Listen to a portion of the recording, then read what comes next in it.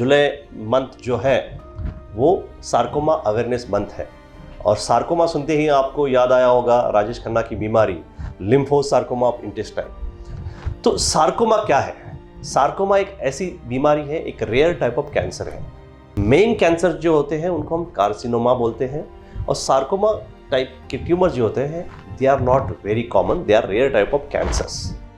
ये जो ट्यूमर्स है, ये जो कैंसर है, ये यूजुअली बॉडी के connective tissues, the tissue which is connecting different parts of the body like bone, fat, muscles, cartilages, इनमें इसका ओरिजिन होता है। सो सार्कोमा के लिए एक महत्वपूर्ण चीज होती है कि इसके बहुत सारे टाइप्स होते हैं, कि we have 70 different types of sarcomas from the bone, from the soft tissue, from the fat, and each type has got a unique treatment. So हर सार्कोमा की ट्रीटमेंट अगर अलग है तो उसको ठीक से डायग्नोज करना बहुत ज़रूरी होता है। तो इसमें कोई भी अगर ऐसी बीमारी को फेस करता है तो उन्हें ये जानना जरूरी होता है कि उनके डॉक्टर के साथ इंटरेक्शन में क्या क्या देखा जाए। पेशेंट की हिस्ट्री, अगर पेशेंट हमारे पास आता है तो पेशेंट की जो क्लिनिकल हिस्ट्री है उसके साथ साथ उसकी फैमिली हिस्ट्री भी इंपॉर्टेंट होती है, क्योंकि कुछ कुछ कैंसर्स ये familial genetic mutations from one generation to another generation जाने की वजह से होते हैं। सो बैकग्राउंड हिस्ट्री भी महत्वपूर्ण होती है।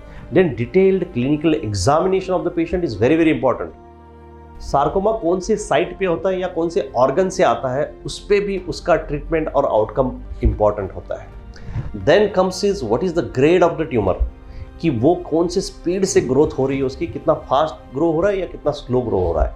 तो low grade two high grade, your total outcome changes, your treatment option changes. जैसे लो ग्रेड सार्कोमा होते हैं उसमें ओनली सर्जरी इज इनफ। अगर हाई ग्रेड है तो सर्जरी के बाद आपको रेडिएशन की ज़रूरत पड़ सकती है, कीमोथेरेपी की ज़रूरत पड़ सकती है। सो जैसे कि आनंद पिक्चर में राजेश खन्ना जी ने एक फेमस डायलॉग बोला है, किसी बड़ी खुशी के इंतज़ार में हम छोटी छोटी खुशियाँ भूल जाते हैं। तो हमें ये नहीं भूलना चाहिए कि कैंसर अगर होता भी है तो दुखी नहीं हो, डॉक्टर के पास जाइए, उसको डायग्नोसिस कीजिए। योग्य तरीके से डायग्नोसिस करने के बाद इनमें से कुछ कैंसर कंप्लीटली क्योर होते हैं, और इसके लिए हमारे जैसे ऑन्कोलॉजिस्ट हर पल आपके साथ हैं, ये मत भूलिए। धन्यवाद।